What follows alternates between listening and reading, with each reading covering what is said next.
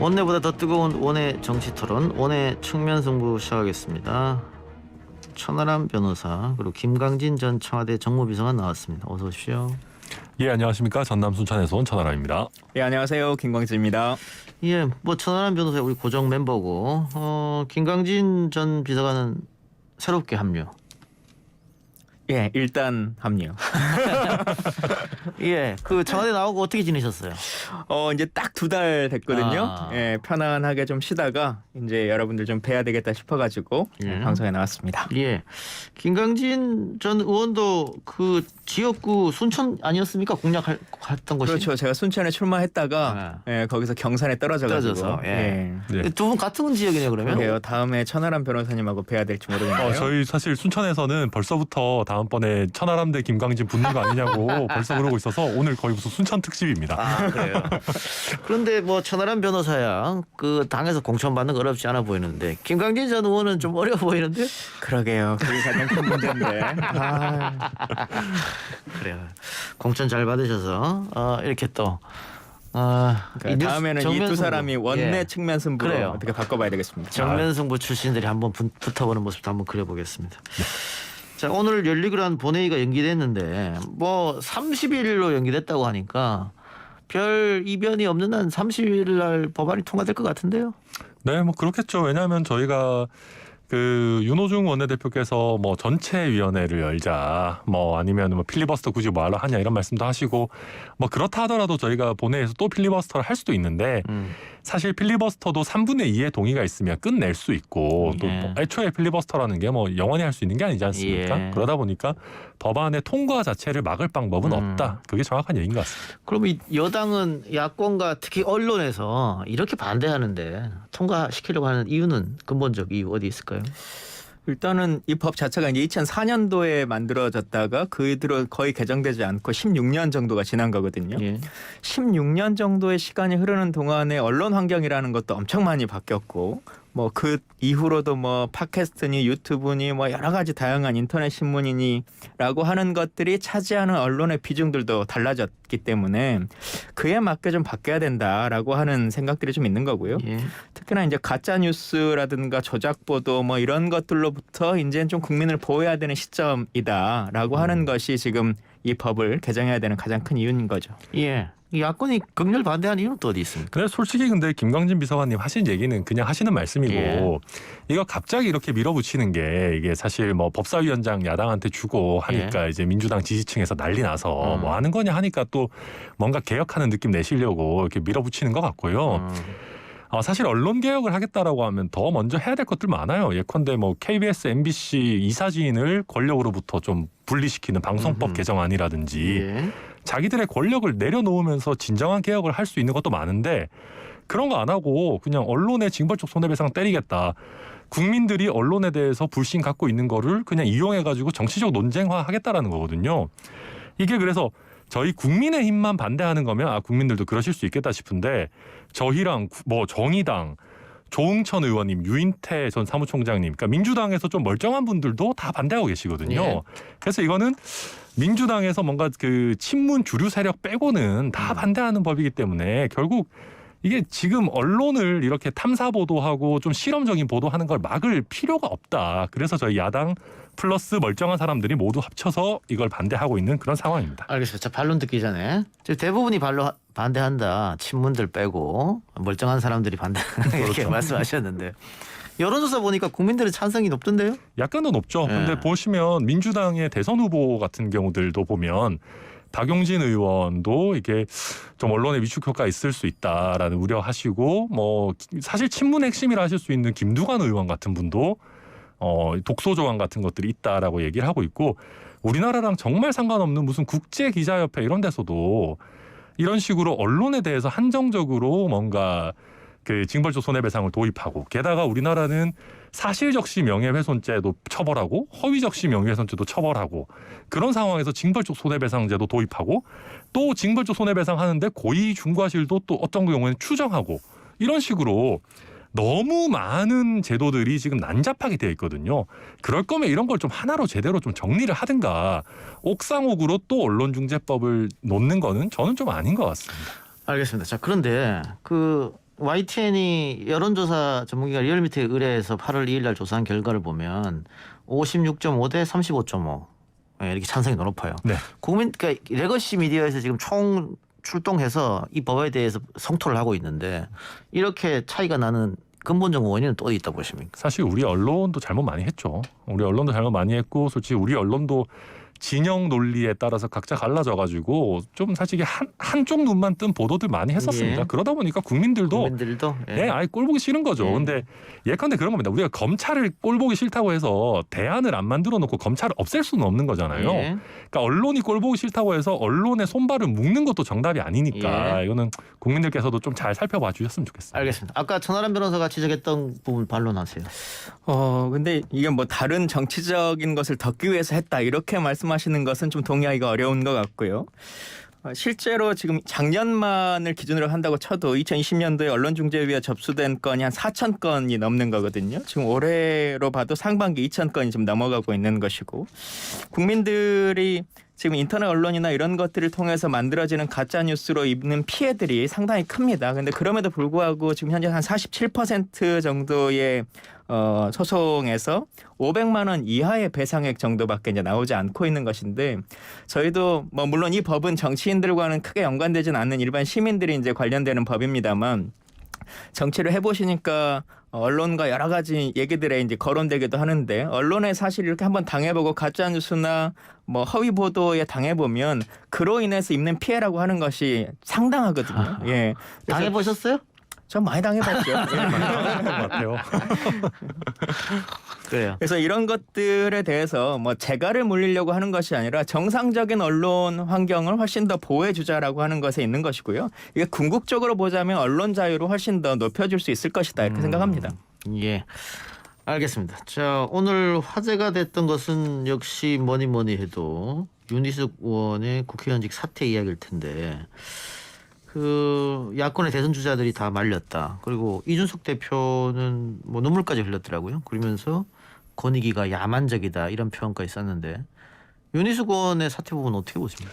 일단 이준석 대표가 원래 그렇게 따뜻한 사람이 아닌 것 같은데 요새 자주 눈물을 흘리는 것 요즘에 같아요. 자주 울어요. 어디 뭐 예. 가기만 하면 가기만 하면 아니지만 아무튼 뭐 감정적인 모습 보여주는 거는 좋은데 저도 좀 뭉클하더라고요. 그 윤희숙 의원 그 기자회견 저도 라이브로 봤는데 네. 사실은 어제 저녁부터 이런 소문이 돌았습니다. 저도 최재형 후보 캠프에 몸담고 있는데 저희 캠프에도 윤희숙 의원이 내일 사퇴한다더라 막 사람들이 난리가 났고 설마 하겠느냐. 왜냐하면 당에서 지금 문제가 없다라고 했고 저희가 대충 스토리를 들어봐도 본인 문제가 아니고 또 한 출가한 지 30년 되셨는데 아버지 문제인데 아니 이걸 갖고 사퇴까지 하면 어떡하냐라는 얘기가 있었고 그게 어젯밤 오늘 오전에 당내에 파다했었죠. 그래서 어떻게든 말려야 된다. 예. 네, 그런 분위기였습니다. 자, 뭐 한쪽에서는 이 국회의원직을 이렇게 던지는 건 너무 무책임한 거 아니냐 이런 주장도 있는 것 같아요. 근데 두 분은 정말 하고 싶어 하시는데. 네, 제발 하고 싶습니다. 저도 그 기자회견 보긴 했는데요.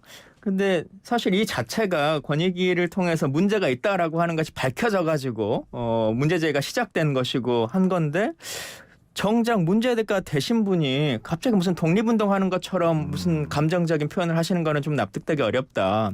지금 발생하고 있는 문제라고 하는 것에 대해서도 좀 더 정확하게 소명하셔야 되고 지금 세종에 있는 땅이라고 하는 것이 실제로 농사를 짓기 위한 것인지 아버님이 하신다고 하는데 아버님 연세가 상당하실 텐데 과연 진짜로 그게 가능한 일인 것인지 확인해야 되는 것이고요. 그리고 부모님의 문제다라고 하는데 공직자 재산신고상 법적으로 부모와 배우자 그리고 자식까지는 전부 다 재산을 신고하도록 이렇게 되어 있는 상태입니다. 그래서 같이 책임지시는 게 맞다 이렇게 생각합니다. 예. 근데 권익위가 야만적이다 이 대표가 이렇게 했는데 근데 뭐 민주당도 권익위에서 이야기한 거니까 네. 뭐 예를 들면은 국민의힘이 권익위가 우리한테만 불리하겠다 이렇게 얘기하면 좀 근데 그거 사실 알 수가 없죠. 사실 정확히 알 수 없고 그러다 보니까 근데 이제 윤희숙 의원의 사례만 놓고 봤을 때는 막 본인이 뭔가 개입했다라는 게 밝혀지면 모르겠으나 아니 좀 너무한 거 아닌가 이게 뭐 연좌제도 아니고 이렇게까지 문제 제기를 해야 되는 거냐 하는 뭐 억울함은 있을 수 있고요. 근데 다만 근데 그 말씀 맞아요. 사실 민주당도 가족들 포함해가지고 한 예. 거잖아요. 그리고 예. 그러다 보니까 이준석 대표도 우리도 이 그 조사 결과 혐의라고 나온 것들 공개할 테니까 민주당도 좀 공개를 해서 이게 과연 비슷한 잣대에서 된 건지 국민들의 판단을 받아보자라고 얘기를 한 거고, 저도 뭐 국민들의 알 권리를 위해서라도 이걸 공개하는 거는 저는 의미 있다고 생각하고, 특히 또 민주당의 한 5분 정도는 이거 뭐 큰 문제냐 소명하겠다 하면서 아직까지 탈당 안 하고 예. 계시잖아요. 예. 그래서 그런 분들만이라도 좀 밝히는 거는 좀 좋다고 생각합니다. 예. 자, 근데 권익위에서 처음에 12명 발표했을 때 윤석열 캠프에 합류한 의원들이 5명이나 됐어요.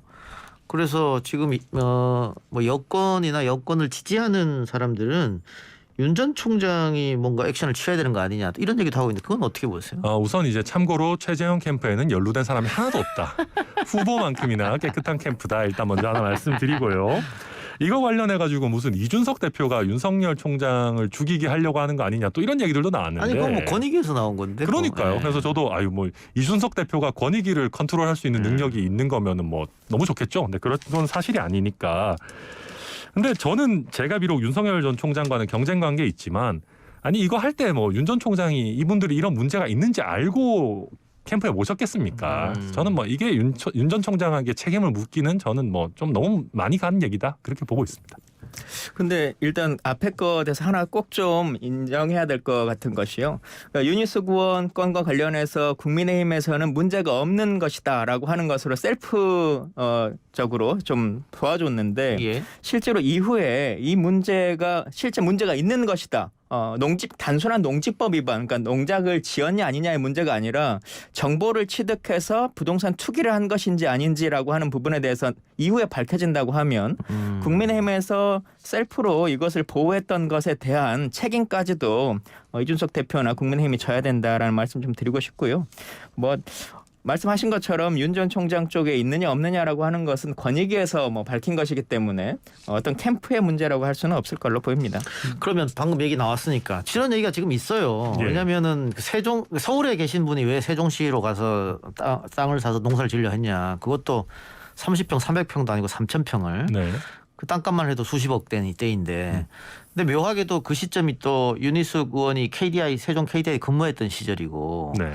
또 윤희숙 의원이 국회의원 되고 나서 국회를 세종으로 옮기자 이런 주장을 또 강하게 했기 때문에 그러면은 땅과 연관된 거 아니야 이런 이야기 또 나오고 있거든요. 뭐 국회를 세종으로 옮기자라는 얘기를 뭐 한 사람이 윤희숙 의원 혼자뿐이겠습니까? 그 말고도 뭐 민주당에서도 세종시에다 뭐 해놨다 이런 사람들 많았는데 예. 뭐 굳이 제가 거론을 하진 않겠습니다만은 예. 만약에 실제로 윤희숙 의원 본인이 이거에 개입이 돼 있고 실제 공적 지위를 활용한 게 맞다라고 하면 뭐 문제될 소지가 있겠죠. 그건 좀 지켜봐야 된다 생각하고요. 저는 방금 우리 김강진 비서관님 말씀 중에 저도 좀 동의하는 부분이 있어요. 저도 이 6명 정도를 당해서 문제가 없다라고 했는데 저는 개인적으로 그냥 12명 전체에 대해서 좀 억울하든 안 하든 탈당 요구를 하는 게 맞지 않았나 하는 생각을 해요. 왜냐하면 방금 말씀하신 것처럼 이게 나중에 혹시나 그 합수본인가요? 그 중수본인가요? 예. 거기서 조사를 했을 때 문제가 있다고 나오면 이게 문제 없다라고 했던 당한테 이게 또 이준석 대표한테 좀 부담이 될 수 있거든요. 그래서 저도 이게 민주당처럼? 조금 어떻게 될지는 모르겠으나 그래도 그런 위험을 감수하고 문제 없다라고 한 걸 보면 어느 정도 소명이 납득되지 않았나. 저도 그렇게 아니 보고 근데 있습니다. 그렇게 만일 했다면 네. 그때는 진짜 윤석열 죽이려고 그렇게 다 12명 다 한 거 아니냐 이렇게 또 반론이 있을 수 있잖아요. 그랬을 수 있겠죠. 네. 네. 그래서 또 제가 예상하기로는 뭐 추측입니다만은 이준석 대표는 좀 더 강경하게 하고 싶은 의지가 있었을 텐데 그게 또 윤석열 전 총장과의 뭐 나름대로 기존의 어떤 분란 이런 게 있다 보니까 그 최고위원회에 있는 다른 당 지도부에서 좀 적당하게 절충해서 가자. 어느 정도 소명이 되는 큰 문제 아닌 것들은 좀 빼고 가자라고 한 게 아닐까. 저도 그렇게 보고 있습니다. 예, 천하람 변호사는 최재형 캠프에 몸담고 계신데 김강진 전 의원은 지금 여권에 어느 캠프에 안 들어가셨습니까? 예, 아직까지는 캠프에 가지 않고 있습니다. 그러면 본선에 누가 올라가면 들어가시려고?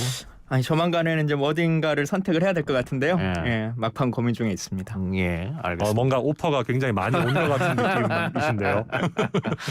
그렇지 않겠어요? 당연히 예. 그렇겠죠.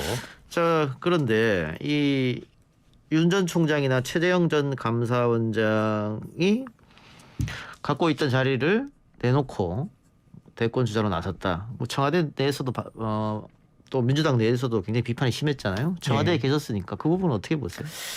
그러니까 그분들이 원래 부여됐던 역할, 검찰총장이나 감사원장에 적합한 분이냐라고 하는 걸로만 치면 뭐 그래도 어느 정도 역할을 하실 수 있는 분이다라고 하는 것이 맞다고 생각합니다.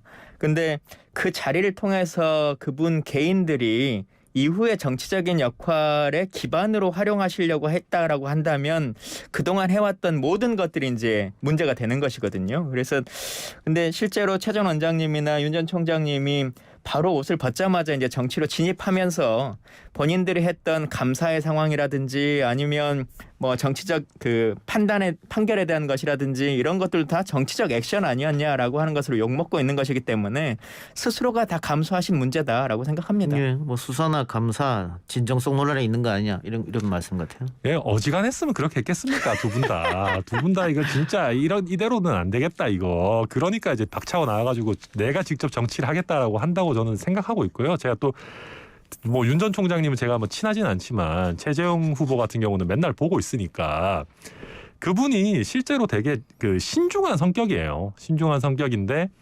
외유내강이고 친구들도 한 얘기가 고민을 오래 하는데 한 번 결단을 내리면 밀어붙이는 성격이다. 그러니까 이제 문재인 정부에서 감사원장을 하면서 나라가 이렇게 가서는 안 된다라는 굳은 결심을 했다. 저는 그렇게 보고 있습니다. 자, 지금 천하람 변호사가 어지간하면 그랬겠냐 하는데 그 말은 다른 말로 하면 문정부가 얼마나 못하면 그랬겠냐 이 말이거든요. 청와대에 계셨으니까 당연히 반론이 있을 것 같습니다. 아마 근데 그 어지간하다의 취지는 조금 다른 것 같은데요. 최재형 원장님께서 나가실 때 뭐 감사의 중립성이 침해받았다 뭐 이제 이런 식으로 말씀하셨던 측면이 있는데 실제로 중립성이 침해받을 만한 어떠한 일도 없었고 뭐 내용상으로 봐도 정부의 입장에서는 훨씬 더 공격을 당하던 입장이었기 때문에 저희가 감사를 못하게 한 적도 없고 감사 발표를 막은 적도 없고 실제로 하시고 싶은 거는 다 하신 다음에 어느 정권에서도 검찰총장이나 감사원장이 지금 정부처럼 하고 싶은 대로 다 할 수 있는 정권이 있었냐라고 생각해 보면 그런 게 없었죠. 아유, 뭐 하고 싶은 걸 다 하셨겠습니까? 그리고 실제 그 국정감사 때 보면 여당 의원들께서 그런 얘기 하셨어요. 이렇게 하려면은 때려치고 나가서 정치하시라고. 그럴 정도의 수준이었는데 모르겠습니다. 청와대는 직접적으로 뭘 안 하셨을 수도 있겠죠. 그렇지만 청와대 아래에 있는 행정부, 산업부에서 예를 들면 그 감사를 방해해서 무슨 자료를 폐기하고 한다든가, 그리고 청와대와 사실상 한 몸이라고 봐야 되는 여당에서 그런 식으로 감사원에 대해서 압력을 넣는다던가 이런 게 분명히 있었고, 뭐 윤 전 총장 얘기는 굳이 안 하더라도 전 국민이 알고 계시니까 뭐 그건 굳이 반박 안 해도 될 것 같습니다. 근데 말씀하신 거 안에 답이 있는데요. 국정감사 때 여당에서 그렇게 하실 정도면 그냥 사퇴하고 정치하시라라고 했다는 말 자체가 국정감사장에서 감사원장으로 있는 동안에는 하시고 싶은 만큼은 다 하시는 감사를 하신 거 아니냐라고 하는 말을 한 거였죠. 근데 제가 좀 하자면 저는 문재인 정부의 되게 큰 하나의 문제가 대통령에게 충성하지 않으면 정부에 충성하지 않는다. 뭔가 대통령 공약을 가지고 문제를 삼으면 안 된다. 감사원장이든 검찰총장이든 그래도 이 대통령이 임명한 사람 아니냐. 충성을 해야지. 아니 물론 감사원장, 검찰총장 다 충성을 해야죠. 근데 충성의 대상은 국민이고 더 크게 나아가서는 국가인 거지. 문재인 대통령 개인이거나 뭐 대통령직은 아니잖아요. 그러니까 그런 것들을 너무 혼동하는 모습들을 보면서 이런 식의 뭔가 인치를 하는 후진 시스템은 더 이상 놔둬선 안 되겠다. 이런 생각 굳어지신 것 같습니다. 갑자기 그렇게 대통령을 거론하시는 건 좀 동의되기 어려운데 지금 최재형 감사원장이 말씀하셨던 탈원전 정책이라고 하는 것은 대통령 개인의 어떤 것을 가지고 논쟁을 하고 있는 것이 아니라 집권을 했을 때 그 국정 철학에 기반하는 정책이라고 하는 것에 대해서도 감사 대상이냐 아니냐라고 하는 논쟁이 있는 것이기 때문에요. 그렇게 말씀하시면 안 된다고 생각합니다. 뭐 예를 들어서 예. 이명박 대통령의 4대강이 공약이었고 국정과제라고 해서 4대강을 추진하는 과정에서 문제가 있는 거를 감사원이 감사하면 안 된다라고 할 수는 없는 거지 않습니까? 그게 국정 철학이다라고 하더라도 절차를 지키고 법과 원칙을 지키면서 추진돼야 되는 거지. 그걸 문제 제기를 하는데 대통령에 대한 국정 철학을 이해 못하고 있다. 이런 식으로 나오는 거는 좀 아니라고 저 생각합니다. 김강진 전 의원 반론 한번 듣고 이 주제는 마칠게요. 예. 네. 지금 정확히 조사 내용을 다 보셨는지 모르겠습니다만 세부적으로 발생했었던 어떤 범법 행위를 조사하고 있는 것이 아니고요. 이렇게 전환시켜내는 것이 맞느냐 아니냐라고 하는 행정적인 고민을 최고 통수권자가 내릴 수 있는 그리고 국민으로부터 선택받은 정부가 해야 되는 그 역할에 대해서의 찬반을 감사원에서 말한 것이기 때문에 전혀 다른 네. 내용인 것이죠. 뭐 이 얘기는 오랫동안 최재형 전 감사원장이 출마 전부터 나왔던 이야기니까 이쯤에서 아유, 마무리하고요. 그래도 오늘은 최재형 원장 얘기를 많이 해서 제가 너무 기쁩니다. 올 때마다 맨날 윤 전 총장님 얘기만 하다 가서. 그럼 한 번 더 할게요. 그 최 전 원장이 처음에 국민의힘 입당했을 때 지지율이 상당히 많이 나왔어요. 네. 그래서 아마 캠프도 고무됐을 텐데 요즘 지지율이 정체예요. 오르지 네. 않고 있거든요. 그렇죠. 그 캠프도 좀 답답함이 있을 텐데. 네, 저희도 굉장히 여러 가지로 얘기하고 있고요. 일단 의외성이 좀 부족했어요. 그러니까 처음에 입당은 전격 입당했다. 네. 그러니까 뭔가 엘리트 법관 감사원장 출신이 레드카펫 깔아달라고 안 하고 전격 입당하니까 국민들이 봤을 때는 의외성이 있고 재미있죠. 그러니까 사실 지지율이 오르는 건데 그 다음 행보들은 저도 캠프에 몸담고 있습니다만은 되게 예상되는 특히 보수 진영의 집토끼를 잡겠다라고 하는 행보들이 많다 보니까 국민들께서 뭐랄까 그 이후에는 이렇게 눈에 띄는 행보를 많이 못 보여드렸던 것은 사실이고 그러다 보니까 지지율도 정체되어 있는 걸로 보고 있고 저희도 조금 더 중도지향적이고 좀 틀에 박히지 않은 행보를 하려고 노력 많이 하고 있습니다. 근데 그 와중에 홍준표 의원은 지지율을 상당히 끌어올렸거든요. 거기가 진짜 잘했죠. 뭐냐면 예를 들어서 그 윤 전 총장과 이준석 대표의 분쟁이 있을 때 사실 홍준표 대표도 약간 꼰대 이미지가 있지 않습니까? 예. 근데 거기서 이준석 대표 편을 들면서 뭔가 젊은 리더십을 인정하고 존중해주는 느낌을 확 주다 보니까 2030, 40 표심을 많이 가져간 게 맞고요. 최재형 후보도 그렇게 했으면 어땠을까 하는 아쉬움도 저도 있을 정도로 또 홍준표 대표가 예전에와 다르게 좀 중도적으로 보이려고 넥타이 색깔도 빨간 것만 매시다가 이제 파란 거 매시고 그러잖아요. 그러니까 나름대로 노력을 하고 있는 부분들이 지지율 상승으로 나타나고 있다 보고 있습니다. 예, 민주당은 다음 주에 첫 지역 순회 경선이 있습니다.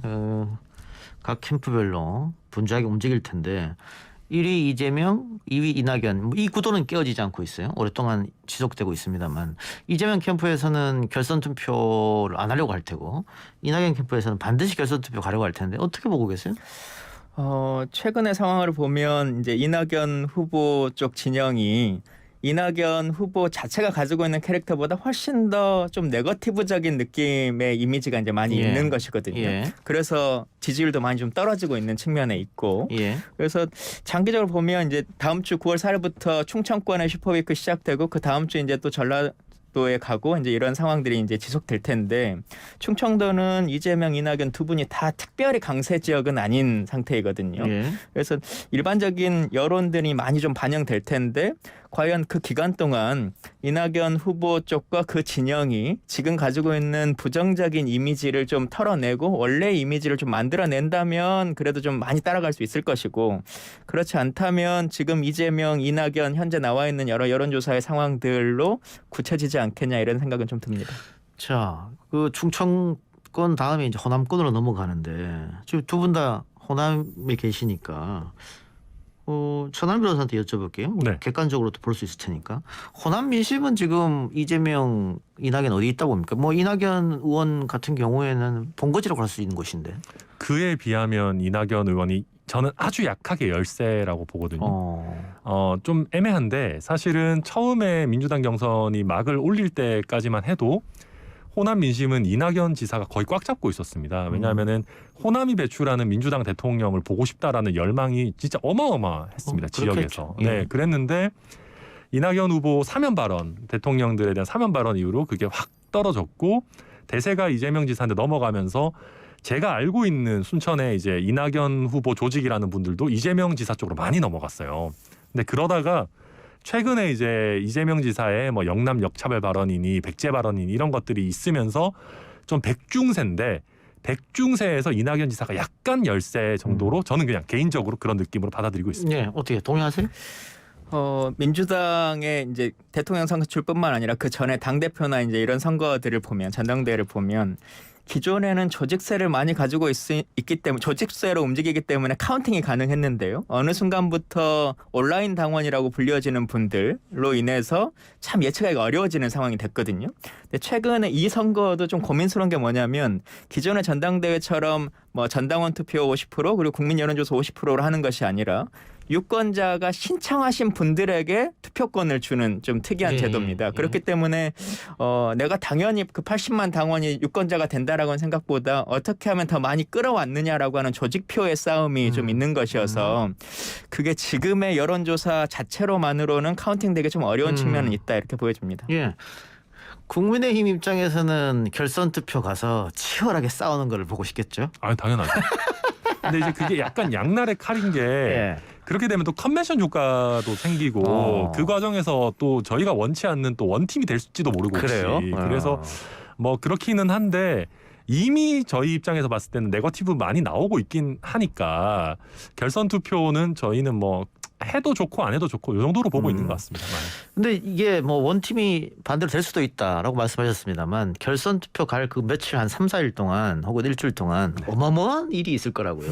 그래서 과연 원팀이 될 수 있을까 이런 걱정도 있는데 민주당은 지금 경선에 들어갔기 때문에 천안 변호사 말처럼 각자 네거티브를 해서 뭐 전체적으로 민주당 지지율이라든가 양강 후보 지지율도 크게 올라가진 않는 상황입니다. 근데 국민의힘도 본격적으로 경선에 들어가면 민주당 못지않게 큰 싸움이 벌어질 것이다. 다들 예측하는 거거든요. 어마어마한 싸움이 벌어질 것 같습니다. 그리고 특히나 그 윤 전 총장의 지지율을 떨어뜨려야지만 결국은 다른 후보들에게 지지율이 갈 수 있다라는 것들이 사실 윤 전 총장을 제외한 나머지 후보들의 생각 아니겠습니까? 예. 그러다 보니까 아마 처음 한두 번 토론회에서는 윤 전 총장에 대한 공세 이런 부분들이 집중되지 않을까 저희도 그렇게 예상하고 근데 있습니다. 아까 김강진 전 의원 말처럼 이낙연 의원의 어떤 평소 보이는 모습과 하고 달리 네거티브를 하다 보니까 지지율 떨어졌다 이거거든요. 최재형 전 감사원장도 지금의 이미지로는 네거티브 안 할 것 같은데 당하면은 가만히 있을 수는 없잖아요. 아, 그럼요. 네, 근데 저희도 그 부분이 되게 걱정인데 네. 그래서 어느 정도 선을 지키면서 예를 들면 뭐 가족 문제라든지 이런 거에 대해서 너무 지저분한 거는 저희가 갖다 드려도 최재형 후보가 안 할 거예요. 그러니까 어느 정도 정책 검증이나 후보자 본인의 도덕성 문제 정도 선에서 뭐 하려고 알겠습니다. 생각하고 있습니다. 줄리 이런 건 안 한다. 그런 거 안 하죠. 알겠습니다. 두 분 말씀 오늘 여기까지 듣겠습니다. 지금까지 천하람 변호사 김강진 전 청와대 정무비서관이었습니다. 고맙습니다.